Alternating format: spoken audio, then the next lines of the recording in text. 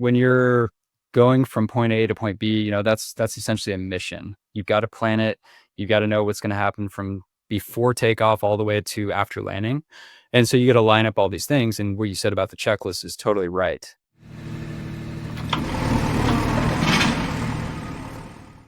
What's up, everybody? Mason McDonald and Dan Haberkost here with another episode of the Big Picture Blueprint, and this one is one that I am very excited about because it almost turns into an hour-long advertisement for a product that Dan and I are excited to work with this group on.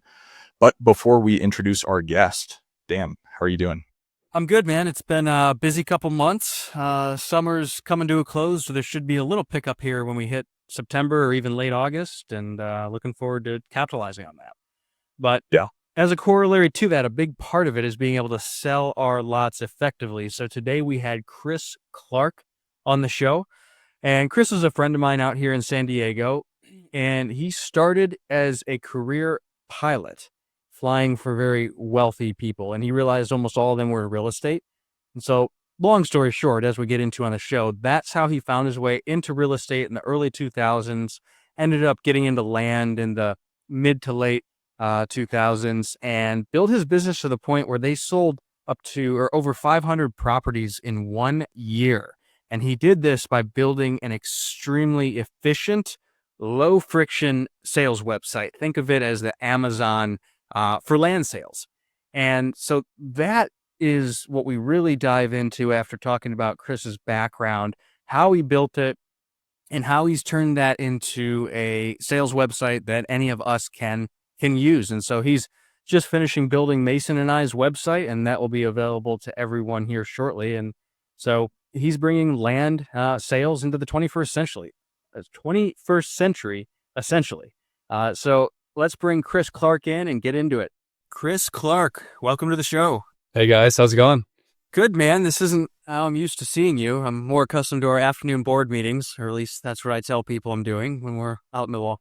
That's really good focus time. And you got the blood pumping out there, and it's good for creativity for sure. Yeah, and I think that's a big part of your story. So you've been all over the world. I know you lived in Indonesia for a while. You've surfed just about everywhere. Do you have a favorite surf spot anywhere? Oh man, so many to count. But I would say over in Indonesia, I was traveling around to a couple of the nearby islands. Everybody kind of goes to Bali, and same for me, because it's got everything you need. It's kind of like plug and play. But if you jump over a couple islands, there's an island called Sumbawa, and it's a little less crowded, and it's got some great waves. I'd say that a couple of the waves over there, Scar Reef, and one called Super Sucks, they were just unbelievable world-class waves. Nice. Yeah, I can talk about that the whole podcast, but let's give the audience a little more backstory. Who are you? What's your experience with land? Where did you get your start? How did you get into real estate in general? Yeah, I'll kind of go way back because I think it's kind of fun for people to hear, if they're transitioning into the land business, how you could come from sort of really any background. So for me, I was actually a pilot. I was really interested in, traveling and surfing the world. And I heard when I was in high school that, you could actually go and get a free ticket around the world anytime you want if you were flying for the airlines. So, for me, that was in the mid 90s when I started flying. And by the time I was in college, I went to San Diego State. The airlines had really taken a turn. There was September 11th, and they just weren't hiring. But I had already gone through and done, the flight ratings that I needed to get. I was a flight instructor at that point, and I already had all the time. So by the time I got out of school, the only jobs that were really available then were flying corporate jets. So I started flying corporate jets, and I was flying for like individual companies originally, and then I started doing charter. So basically flying for anybody that wanted to, buy a flight somewhere on a private jet. And just noticed, like 90% of the people that I was flying were in real estate. A lot of them were doing real estate development of some sort. And it was more so an observation at that point. I really still had my eye on aviation, but I liked business as well. On the side, I had started like an aviation map company and was selling that around to some of the like pilot shops and stuff like that.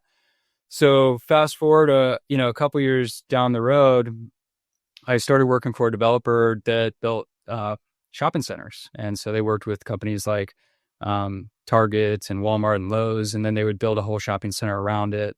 But what they would do is they would buy raw land, pre-entitlement, and they basically create a master plan community and get the land entitled, and they'd develop a shopping center as one component of it, and then they'd usually have parcels that they'd sell off for hotels. They do some office space, and then a lot of times they'd put in some sort of residential component, whether it's a single family home subdivision next to it or some multifamily. So just kind of like observe that. And at the same time, I was really good friends with the owner of the company. And he was actually a pilot. So we would talk aviation all the time, and he would sit up in the cockpit half the time just because he was so, engaged with flying.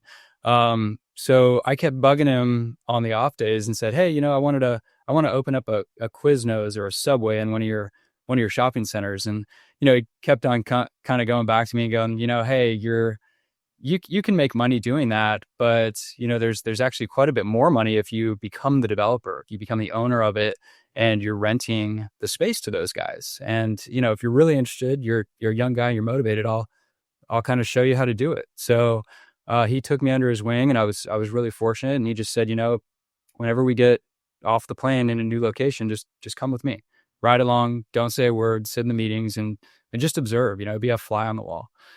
So I started doing that. And then when we were home from trips, I would go into their office and just kind of help out where I could. And, some of it was observation and some of it was like getting involved. And eventually I found myself in the leasing side of the equation. So I was doing leasing and sales, and I was still flying as well. And, after probably about a year and a half or so of really like sinking my teeth into the leasing and sales side, that mentor, he kind of came to me and said, hey, you can pick a path at this point.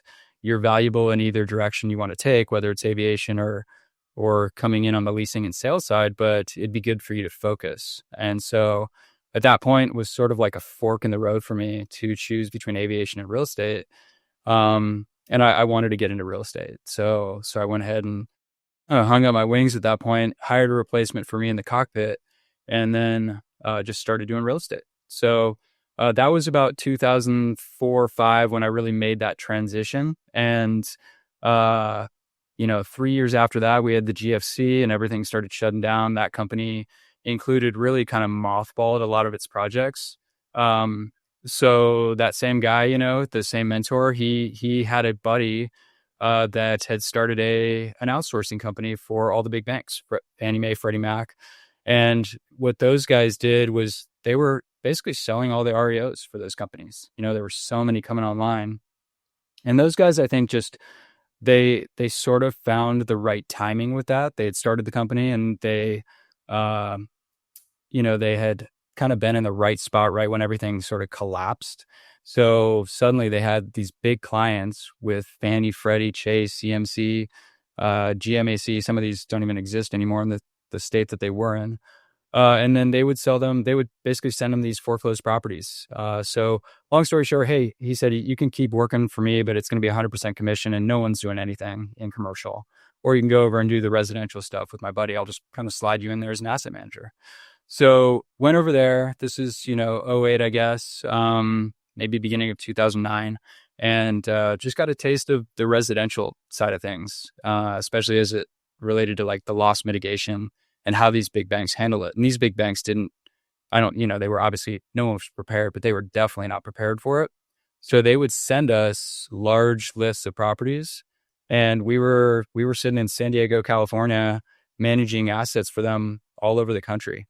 For example, I was on the Fannie Mae team at this company and selling foreclosures that were in Oregon. And that's where I met my current business partner. So he was there at the company probably about a year before I was. And so he trained me. We became fast friends and sat next to each other, but he trained me, and he was a really good asset manager for that company. And the thing about, the two guys that started it is they really saw an opportunity to implement tech into the business. And at the time, like, there was not off the shelf software like there is today.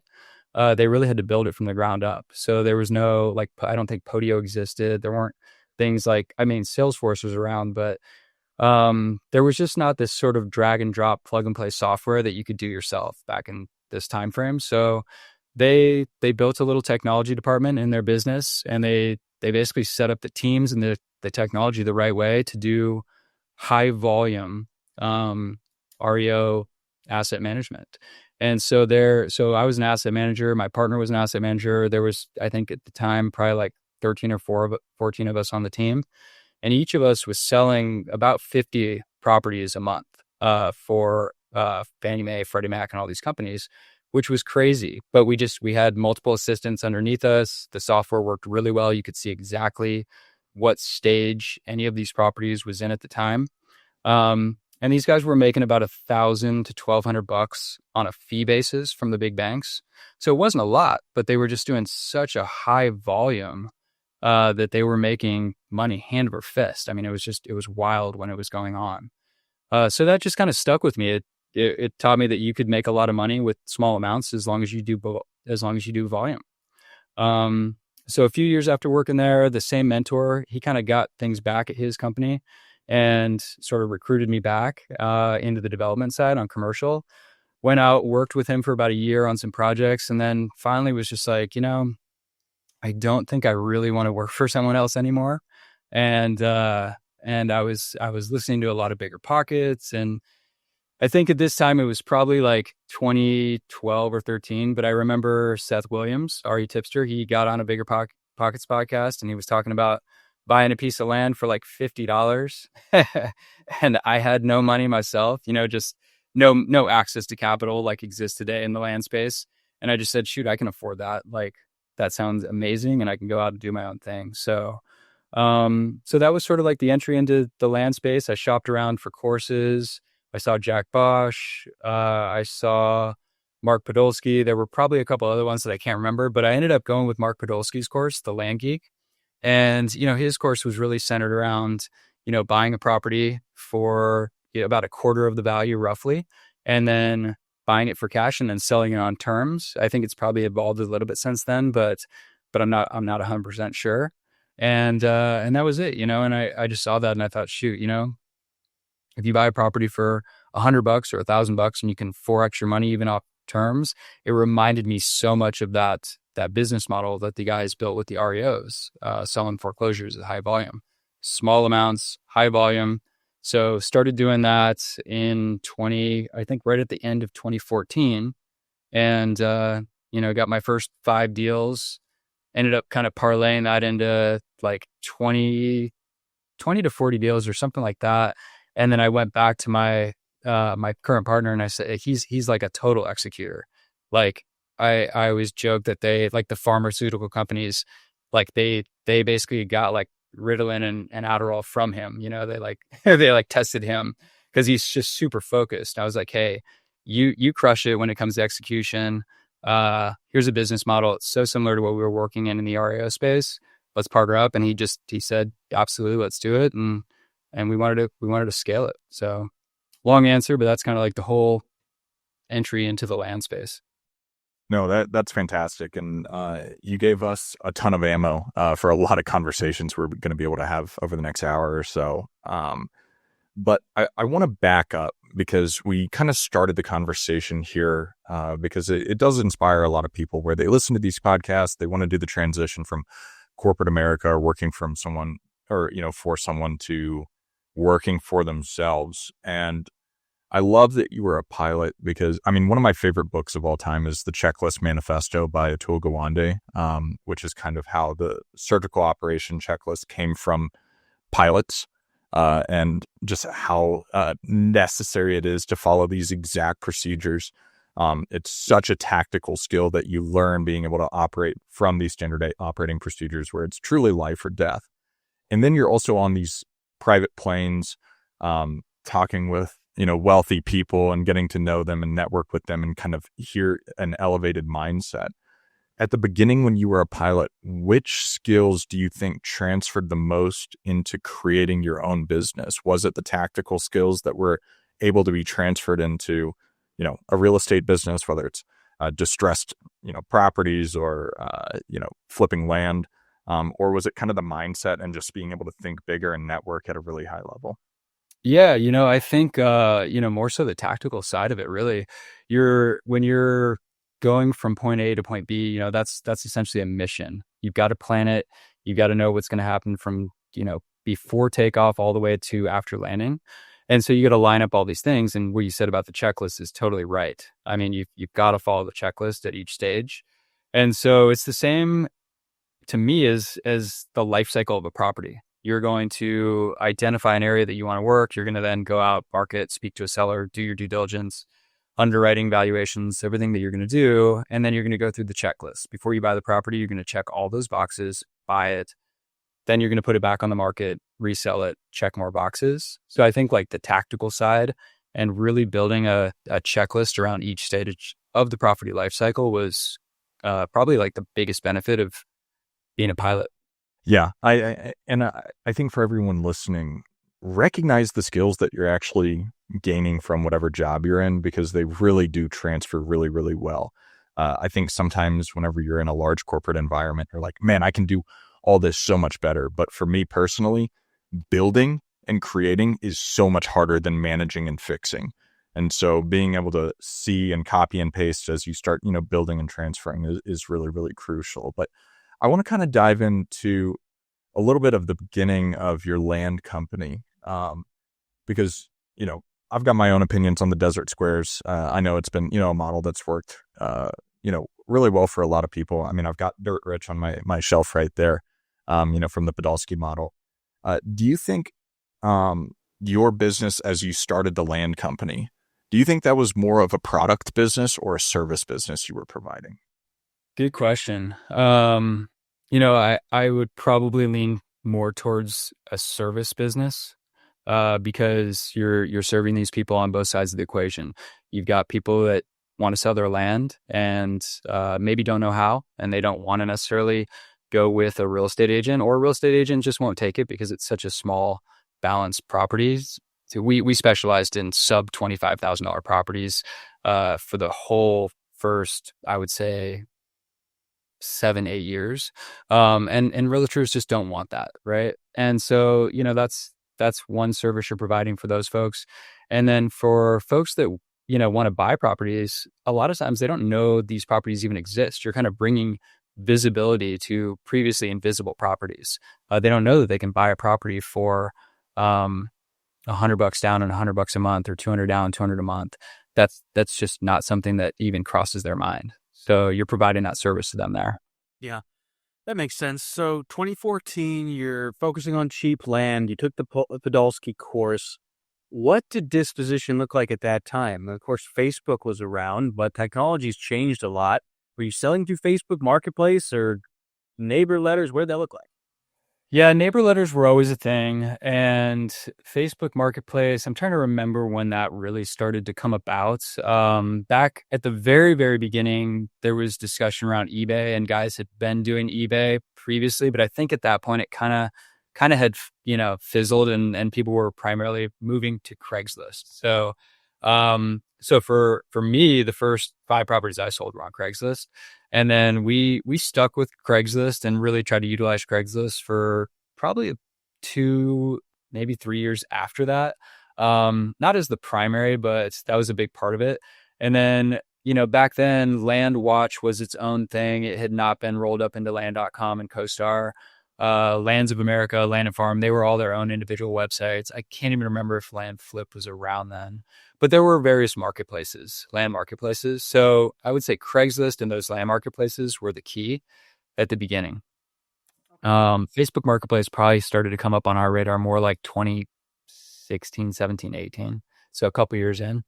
And at that time, was it all direct mail for acquisitions? It was all direct mail. We did get into the auctions probably around 2017, I think, and online auctions. But yeah, direct mail otherwise. Okay. All right. So that all makes sense. I actually sold quite a few on Craigslist in 2020-ish. So I think that still probably works today. But when did you realize that the old methods of dispo weren't going to cut it and you needed your own website? What did that look like, that transition? We always had our own website. We just never really paid much attention to it. It was sort of just a parking spot for land. But started taking a lot of digital marketing and kind of e-commerce type courses around, I mean, really around the time that we were getting into land, but realized, having a solid website was going to be a key component for us. Just didn't really know how to build it. So it was sort of like in the back of my mind, as to, yes, we need a good website. It needs to be highly functional. Um, that was going on in my mind probably like 2015, 16, 17. But it wasn't until 2019 when I kind of had an opportunity to take action on that. Okay. Interesting. And what did that look like? I mean, I love the idea of taking such an inefficient space like land and bringing, kind of the 21st century to it. But what did that first step look like? Yeah, so in 2019, I moved to. It wasn't necessarily totally intentional, but I left the U.S. I went over to the Philippines. We had a large team over there, and I wanted to spend. Originally, I was just going to spend a month with them. We had gone over there in 2018 and spent about a week, but I wanted to go spend about a month and really kind of dial in training and processes with them. And then ended up staying there for 2 months. Had a great time with them, and then 2 months in, I went down to Bali. I had a friend that was surfing down there, and he said, "Hey, just come on down. Let's surf before you head back to the U.S." So that ended up leading to a year and a half, almost 2 years over there. And I fell into a group of entrepreneurs that were over there, and they were really, really focused on e-commerce. I mean, they were like all doing e-commerce, it felt like. But they were all heavy on digital marketing. And just sitting with them, like we would kind of co-work and we'd end up sharing ideas. Then we go spend the weekend somewhere, like rent an Airbnb somewhere else, and we'd always be talking about business. And there was one girl that was in the group, and she had a business. It was really a design agency, and her niche was she was doing design for fintech companies, like VC-backed fintech companies, out of Silicon Valley. And she was charging, $50,000, $100,000 to basically do like top-notch designs for these companies, like really, really heavily focused on the user experience and the user interface. So that when someone would go to these sites, they would be like, everything was super intuitive and very, very easy. That was her specialty. So, after like talking with her about this nonstop and her looking at her website, she's like, "Hey, I'll do you a favor. Like, yeah, you got to pay my firm. It's an actual firm, but I'll give you a good deal on it. We'll bring your site into the 21st century." And so we went through the whole process with her, and it was actually, I mean, it was still a big decision for us because it was still way more money than we had ever thought we'd spend on a website just for the design. She didn't build it. It was really just, here's a design that's going to be as seamless as you could imagine for land. But we went through a huge discovery process with her where you really went into the user's mindset and put yourself in their shoes and sort of like, where are they coming from? What do they even know about land? How can they locate a property on your site? How could they buy a property on your site? And so, yeah, 2019, we engaged their firm. We went through the whole process with them, which was, a few weeks of sort of going back and forth on who is our customer and what is it that's going to help them buy a piece of land. And really, she said something that stuck with me that I think about all the time. But she said, your website should be your best salesperson. At the time, we were trying to hire more salespeople to be on the phone more with buyers and explain all the things about each property. And, you kind of know how it is in the land space. One minute you're talking to someone that wants to know if they can raise 20 chickens on a property. The next minute you're talking to someone that wants to know if they can park an RV on a property. It's like you're sifting through a lot of folks and you're spending a lot of time. And we were trying to throw more salespeople at the problem. And that was like really getting tough for us because each salesperson we'd hire, you'd have to train them on like, hey, these are the things that you can do on this property. But we'd have a property in Arizona and we'd have a property in Florida, and they were just so different. So anyway, she got us to really understand that and understand that when people get to the site, they want to navigate to a property without talking to anybody. They want to read about the property, learn about the property. And a lot of times, like if they've done all those things and they call you, they're just kind of calling to check a box almost, talk to a real person, and they may even ask you a question or two, but likely they even know the answer.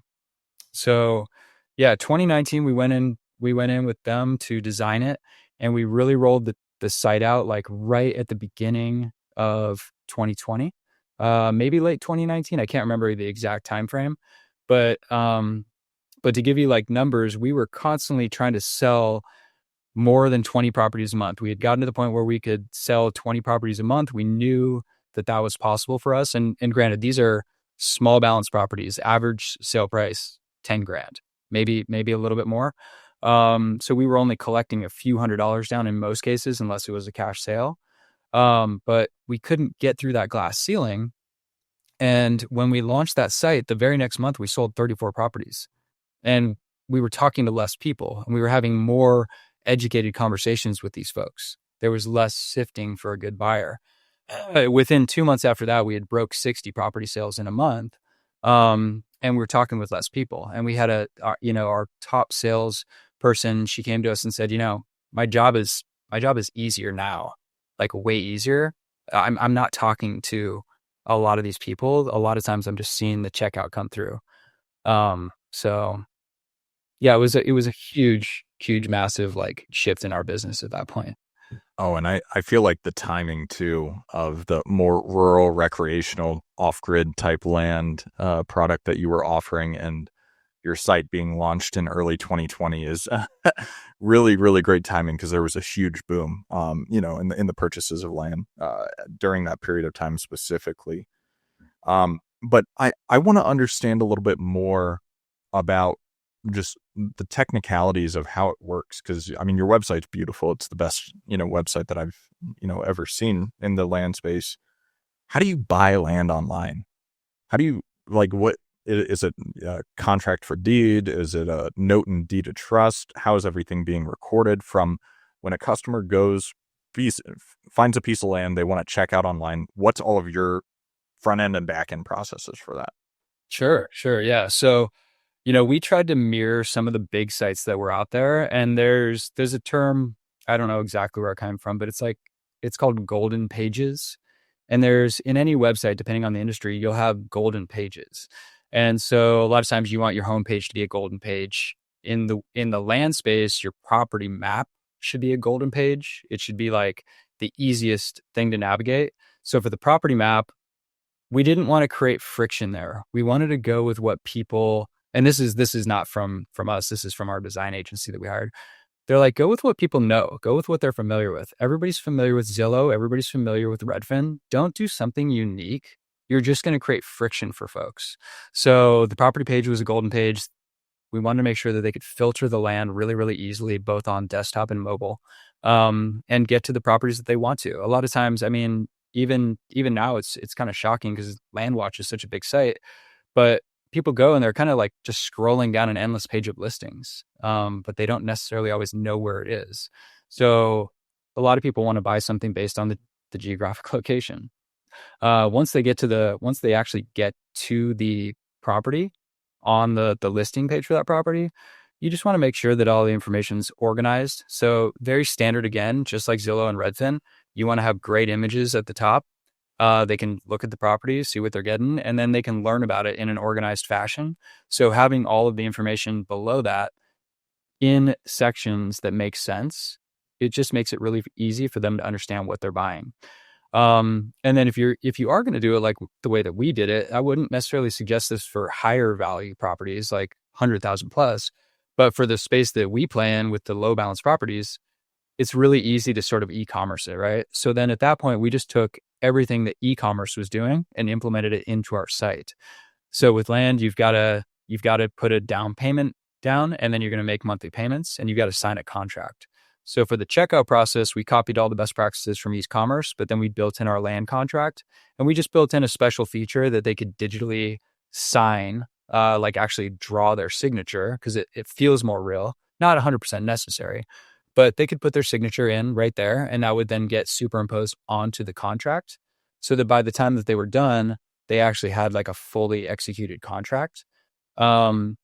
We put deed instructions, we put payment instructions.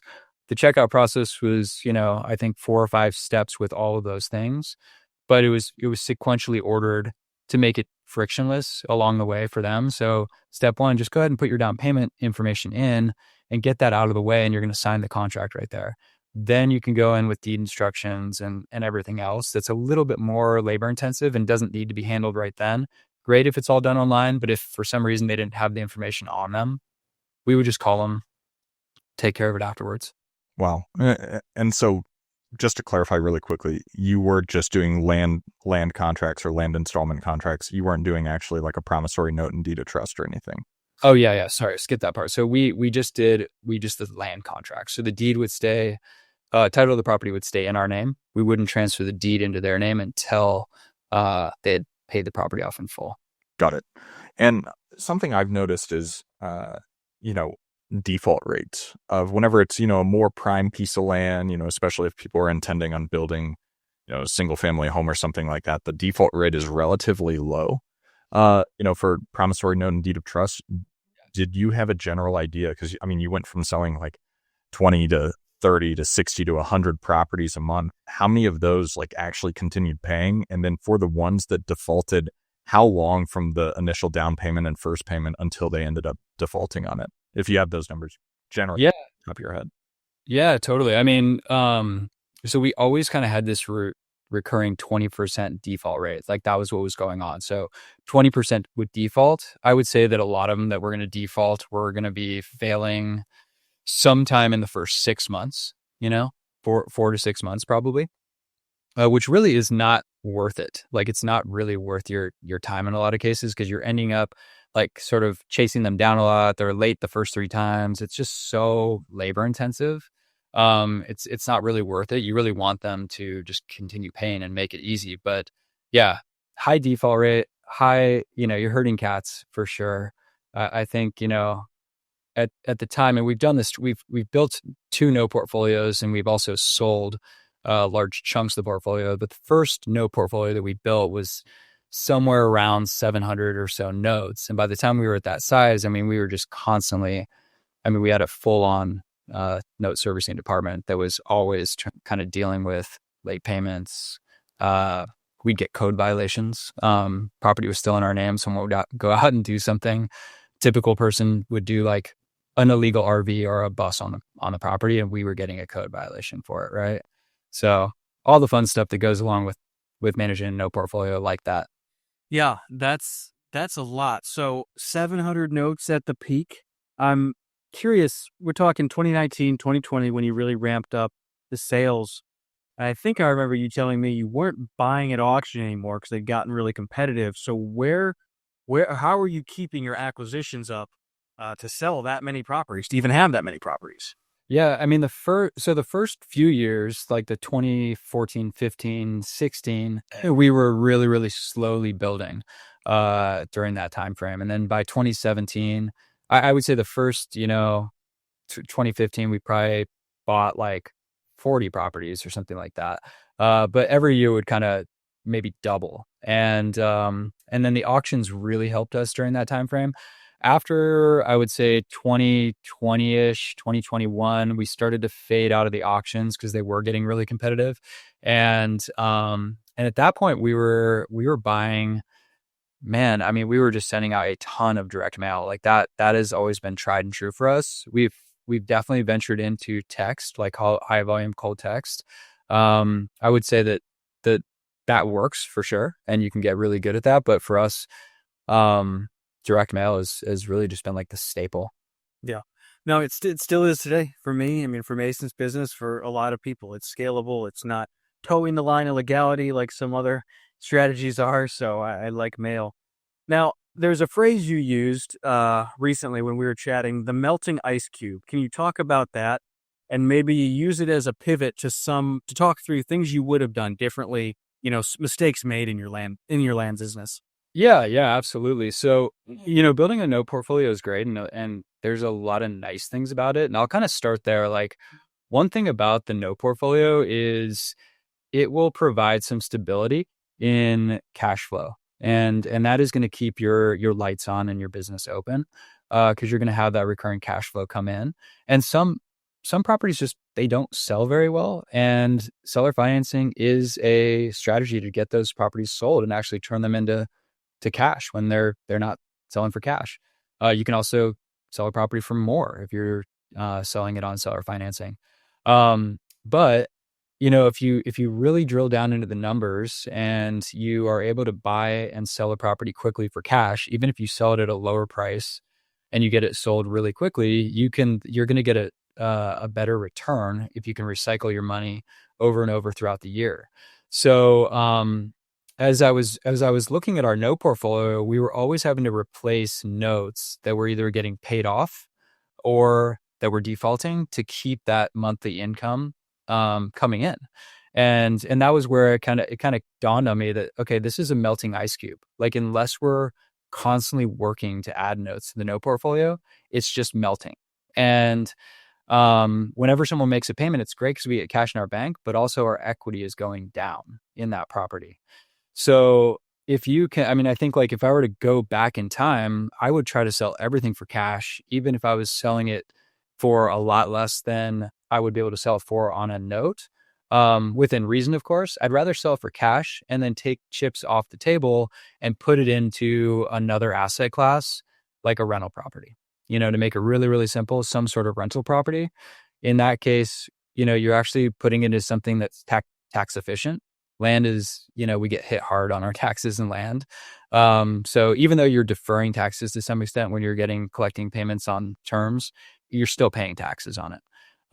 But you buy a rental property, you get all the benefits as it relates to taxes on those. Also, if things go the right way and you manage it effectively, the market itself, the property's probably going to go up in value 1 to 3% per year, sometimes more. You can also force that appreciation by making improvements and raising rents. So there's all sorts of benefits that you can do by taking money out of land and putting it into these rental properties, as long as you have the excess cash there. And that's, rental properties, it shouldn't be a melting ice cube. Every time someone makes a payment to you, it's actually increasing your equity in the property. Yeah. Yeah, and that's kind of what I was fishing for, because it just drives me nuts when people repair land. There's no tenants, termites, or toilets. Well, there's also no depreciation, no appreciation. So they both have their pros, they both have their cons, and I think it's best to pair the two, in my opinion. But looking back, I want to talk in a moment about the software as a service you're doing. What you're doing for Mason and I, and kind of where you're at today. But just having done such high volume, is there anything else you'd add to the list of, oh, this was a mistake, I wish I had done it this way, or this is a mistake we made for a long time and it took us too long to correct? Anything like that? Oh man. I mean, this podcast could go on for hours, but, going back, I mean, we had to do everything in house. We were buying properties that if you were going to pay for a title company, you double your cost, you double your basis in that property, right? So buying a property for $1,000 or $2,000 and then paying $600 to $1,000 for a title policy just didn't make sense. So instead, we had to basically increase our fixed cost, at least the way that we did it. We had in-house title.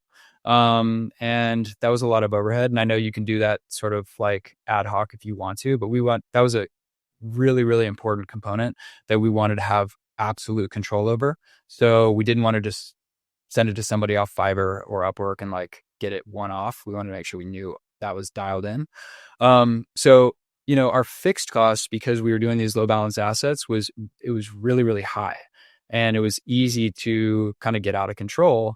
Whereas if you're doing properties that are just a little bit further up the food chain value-wise, $50,000, $100,000, having everything outsourced is really nice, because you're going to just have variable costs on a deal by deal basis, and you're not going to have such a high fixed cost. You can run with a lot leaner of a team, and you can obviously make a lot more money doing fewer deals. So I think looking back, a couple of those lessons for me were really just focusing on going after bigger deals as we were growing. I would have done that sooner. Probably not focused so heavily on the note portfolio. We were all about the note portfolio for a long time, selling more for cash, or at least finding a balance. I like having a note portfolio because it solves some problems when it's relating to cash flow, but not going so heavy on the note portfolio. I think that's another lesson learned for me. And then just trying to limit your fixed cost, try to build teams, but they're outsourced teams, teams that you work with over and over that are title and realtors that you keep going back to. I want to dive into that a little bit because it's something that we all face of when to, do something in-house, whether it's a product or a service that you're creating, to serve yourself, or to outsource it. How did you create that formula of, okay, it makes sense for us to run this particular service or, do this particular thing in-house versus, hire someone else to do it? A lot of it was just sort of building on the fly. Like, I think that the land space has evolved dramatically in the last 10, 11 years. I mean, there's so much better information out there now than there was back then. And so just trying to figure it out on the fly was where we were. And it was definitely somewhat of the blind leading the blind. I don't think at the time there was probably not that many people that were trying to scale in the fashion that we were trying to scale. We were really trying to get to that 50 plus properties a month. And, I wasn't seeing a lot of other people necessarily like shooting for that. So it was just sort of like figuring it out, and making a ton of mistakes. I mean, there was a lot of times where we were looking at our overhead and being like, okay, this is massive. We need to figure out a way to maybe cut 4 people and try to find a way to automate this. Right. But there, trial and error is the short answer to that one, Mason. Yeah, no, I get that. And it's something that, I mean, there's a lot of challenges with it. One of which being the shiny object syndrome of, for me and my business, now that I'm a broker and I have all of these other leads and these other deals and, mixing everything together, my CRM is just a disaster at all times because it doesn't function, perfectly for, the way my business is kind of broken down. I'm like, should I just make a CRM? I'm like, dude, you don't know anything about anything. Like, you barely know how to use Gmail. Like, don't turn yourself into, an accidental software engineer, or maybe it makes sense to hire someone or whatever. So it's always interesting getting people's thoughts about it. But Chris, let's talk about what you're doing now. You've slowed down a little bit on the land flipping side of things, and you're working on building something that I think is super cool. So yeah, no, this is really exciting for us. So my business partner he's always been really interested in tech, and he was actually working on a tech venture when I kind of talked him into the land space. So he's been kind of yearning for this for a long time, and I mean, I'm really interested in it too from the tech side. I just don't have that much experience. Although building that website was heavy on the experience side in the tech as it relates to websites. So, one of the things we were talking about earlier was just how that website really transitioned our business. It catapulted us from, 20 property sales a month to north of 50 on a regular basis. And it also reduced our need for salespeople and talking to all the customers. And so we decided to roll that out as a service and basically try to make that accessible to everybody. So the skeletal structure of the website being, some of those golden pages that we invested a lot of time and energy in, we're rebuilding that so that we can roll that out and other people can use that, but they can brand it for their own website, their own business. And so super stoked to have you guys, kind of like testing it out with us as we're building it. We're trying to make it as good as like our original site and then go way beyond it as far as functionality. But it's been something that's been a lot of fun and so it's called Acre Fi. And it's sort of a play on words, but acre being acre for land. And then of course, like Fi, like that's just sort of like a SaaS style, ending to a business name. So a little bit more new age, but that's mainly it. Like giving people the ability to post their properties on a website that's high performing. One thing we didn't really talk about is you spend a lot of money getting leads. Like where do you guys currently get a lot of your leads at the moment? Are you doing? I list everything on the MLS. Yeah, MLS and then Facebook Marketplace. And it's, I get probably 10 to 20 leads a day. And I mean, that's one of the reasons I'm so excited about what you're doing is like, you can see if you're watching on YouTube, these are all plat maps of subdivisions we've got going on. And like one of them is like an Excel spreadsheet with the list of all the properties with their addresses and Google Maps links. And it's like, that's how historically I would send it of, I'm interested in what you have. Show me what you have. And I'm like, I don't know, man. Here's some pictures of surveys and all this crazy crap. So, but yeah, Facebook Marketplace and the MLS. Yeah, totally. And you're kind of sending them, one-off pieces of information here and there and trying to manage it all and send them things through email. So the nice thing about having a site is you can just point them to the site or send them a link to your listing on the site. So that's really key.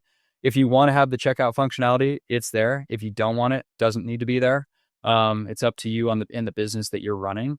But like when it comes to e-commerce, and again, something that I really learned on the digital marketing e-commerce space is those guys focus so heavily on return on ad spend and some of these key metrics. They've got smaller margins in a lot of cases than what we have, and it's pretty competitive. So they're looking for every little angle that they can get to get someone to convert on their website.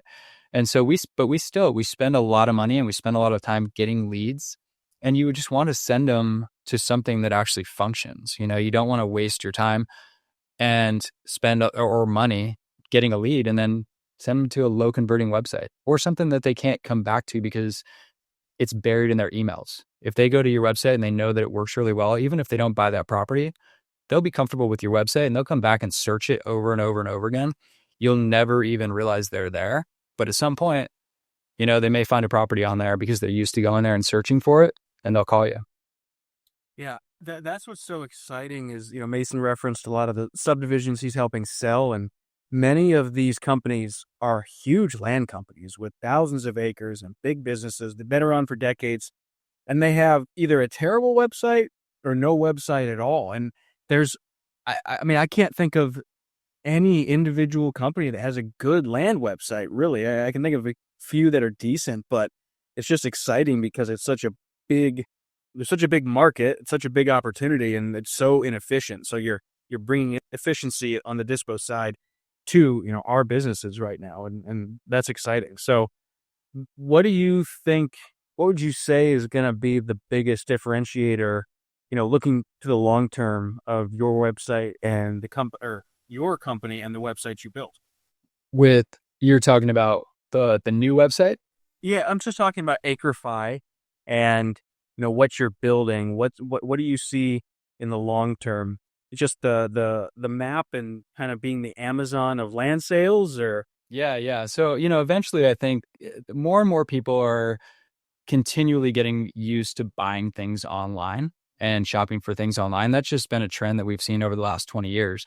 But the younger generations do it more, the older generations do it more. It's just more and more common, right? So we want our site to be the highest converting site for land investors that's out there. We want to basically make sure that it like every golden page that we were talking about is the most golden page. It's perfect as far as it relates to conversions. And the other thing is you kind of forget these things, but I was essentially a web developer. I was running, web developers and doing all of this stuff and not running a land business for a long time. And, I think all of us as entrepreneurs were kind of DIYers. So, but if something like this existed and it was that high converting and that easy and that plug and play, it's a no brainer. You can actually, plug it right into your CRM. At the time, we had built an API to plug the back end of the website into Podio. That's what we were using before we ended up switching over to Salesforce. But you could just control your inventory right there from Podio. So we kind of skipped over this part, but we've built an API for Airtable because I know that's super common in the land space for people to have their inventory in Airtable. So you can put all the details of a property in Airtable. It'll automatically populate onto the property map and it'll automatically populate onto the listing page. And then if a property sells, just click in an Airtable that it's sold, or that's if you didn't have the checkout set up on your site, or if you're letting people check out on your site, if you're doing the smaller balance deals, Airtable will automatically update and show that property's sold, so you're not going to double sell it. So yeah, just kind of like being the e-commerce or like the Shopify specifically for land. Yeah, I like that. I'm excited to get these websites live. And as you're talking, I'm thinking to the future, you might have to bring out another partner and build an actually new age escrow company that you can pair with this. I think that's the ultimate version where there's not just the checkout, but maybe they're just buying for cash and you want title insurance where they can click and get title insurance right online. And there's an escrow portal where they can wire their funds or something like that would be really interesting, just thinking out loud. Yeah, yeah, love that idea actually. We'll have to keep talking about that. There's so many things in land that you want to solve for as you are running your business. I mean, another thing that kind of drives us crazy is, I mentioned this earlier, but Landwatch and Land and Farmlands of America, they used to be their own thing and they were actually reasonably priced. And then over the years, as they got rolled up and eventually got bought up by CoStar and they're all under the land.com space, the prices went up to the point that they're eye-watering prices now. So one of the things, we have an old domain name that we bought years ago. It's called Land Outpost. And it's just kind of like a cool domain. So we're actually turning that into a marketplace. And then in your Airtable, and we'll build out other APIs, but you'll be able to click just a quick add button and it'll add it to that marketplace. And we haven't built it out yet, but we're going to build out Land Outpost as a marketplace competitor to some of these big sites, but drastically reduce the price or just build it into the subscription cost of Acre Fi. We haven't really figured that out. But that'll be a huge added bonus. If you don't have to go in and list another listing on Land Watch, Land and Farm, all those sites individually, you can just click a button and everything will syndicate over. We're going to try to do that as well. That's kind of like next on the roadmap. I think that'll be huge because it's fun having this conversation because you're solving so many of my problems and solving so many people in the land space's problems. One of which is the actual owner of properties, where I drive for dollars for land, just whenever I'm doing property showings in my home market, and the amount of land that's for sale by owner, and the only advertisement is land for sale by owner. Doesn't even have a phone number on it. I mean, anything at all. And being able to say, hey, here's an easy place for you to, eventually, with the Land Outpost and everything like that, list your property for a lower dollar amount than paying, $500 to $1,000 a month, depending on the premium spot that you're listing your property. It just doesn't make sense because all of the costs that you're talking about, especially for those lower margin deals, it adds up. And your margins are significantly reduced. And if you can figure out ways to advertise the property that gets it in front of a bunch of eyeballs at a low cost, it's just really, really big. Kind of on the business side of things, what's the long-term plan with Acre Fi? Is it to, build it up, get a bunch of customers, sell it? Or is it just keep adding features as the years go by? Or what are you kind of thinking like the 10, 15-year vision for the company is? It's hard to tell. I mean, I've got like the land space is super close to my heart. So I like to stay involved with it and I like to scratch my own itch and solve those problems. And there's so many of them in the land space. So, I think like having a cash flowing business, if we could build this into something that's just a nice cash flowing business that we could hold forever, that would be the dream. But if it came up where there's like, okay, this is going to be just some massive sale and someone makes an offer that's too good to refuse, I mean, that's always an option too. It's so hard to tell 10 to 15 years in the future what technology is going to be doing at that stage. But I like cash flow. I mean, that's why we were building a no portfolio. I'm still very addicted to cash flow. So holding it would be the dream. Continually adding features. It's a lot of fun. I enjoy tweaking it and trying to like figure out new ways. And especially as the land marketplace evolves, like your idea, Dan, if we can do more within the website that's, currently being handled by third parties like escrow companies, I mean, all the better. That'd be amazing. Yeah, and that's what's so cool about you owning this company and being able to have the freedom. And, where Dan and I are grateful to be, test subjects of like, hey, what about this? And you're able to kind of zoom out and be like, yeah, what about that? That's something we can add now or add later. And I mean, I see it as there's such an opportunity for software improvement within the ecosystem that we operate, from mapping features to actual CRM to the sales website to the acquisitions website and everything in between. It's cool to imagine what the potential ecosystem is and the amount of features available. Because, I mean, with AI integration and shoot, I've got a buddy that his company is like taking listing photos and turning them into really cool listing videos, through AI and different stuff like that. There's so many packages and add-ons that you'll be able to do that will really just, make it so where you can have this cash flow from the subscription model, and then all the add-ons and features, you can build it into a really useful and beneficial first and foremost business, but also a freaking behemoth, as the business grows, because there's people doing the 20,000, dollar lots and people doing 20,000 acre ranches, all of which can benefit from the model that you're creating. Yeah. I know talking to you guys are doing some really fun and exciting things with high dollars and high acreage amounts, which is really cool. So, but it does, you're right. It benefits both. It benefits the person that's just getting started and they've got 5 properties, and it benefits some of the large land companies out there that just don't really have a web presence for whatever reason. They've never needed it, but if they had one, it's just going to improve their sales. Oh yeah. I mean, it's the great reshuffling going on right now. And I mean, there's hundreds of millions of acres that are going to be changing hands over the next 20 years. So regardless of what technology is going to do, this land transfer is happening, and having the tools and technology to make it more effective and efficient will be really, really beneficial for brokers, investors, and everyone in between. But Chris, we want to be cognizant of everyone's time and want to start moving towards the end of our show. One question we ask everyone is, what question did we not ask you that we should have asked you on this podcast? Oh man, you guys asked me a lot of good questions. We started with surfing, and then talked about career, and then talked about all the mistakes. Gosh, I'm gonna have trouble thinking of one specifically. Probably, I'd have to go back to surfing. Like Mason, when are you gonna come out and jump in the water with us in San Diego here? Hey, it's been a minute. I used to live in Carlsbad in 2001, and pretty decent surfer for a child. So hey, next year would be a ton of fun. We can get you on the mountain this winter if you want to come ski or snowboard out here in Colorado. But being a kid that grew up around airports, what was your favorite plane to fly back when you were flying? I flew probably the Hawker 900 XP was a lot of fun.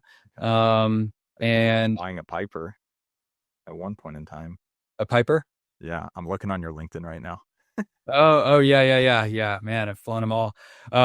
So in the jet department, probably that, or there was a Lear. It's called a Lear 24D. It's just like a little rocket ship. I don't know if there's any of them around anymore.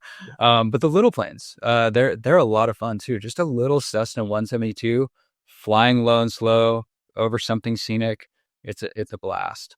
So heck yeah. That was one of my dad's planes at one point in time growing up. It was always nice to go hunting and being able to just put the guns in the plane and not have to deal with traveling, even though it took a long time. Flying from Houston to West Texas, or even Houston to Breckenridge was always a fun flight in that plane. But beautiful. Well, Chris, where can people find out more about you? I would go to acrefi.co, where we just launched that site in the last few weeks. And acrefi.co. It's ACREFY.co. And then I've got a small presence on Twitter. I'm just starting to kind of post, or X, just started to post some stuff on there. And then my LinkedIn profile.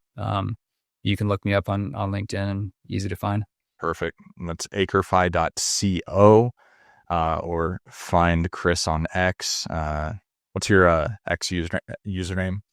Surferboy123. My name is extremely common, so it's very hard to find anything. It is Chris Clark 111. Perfect. 111.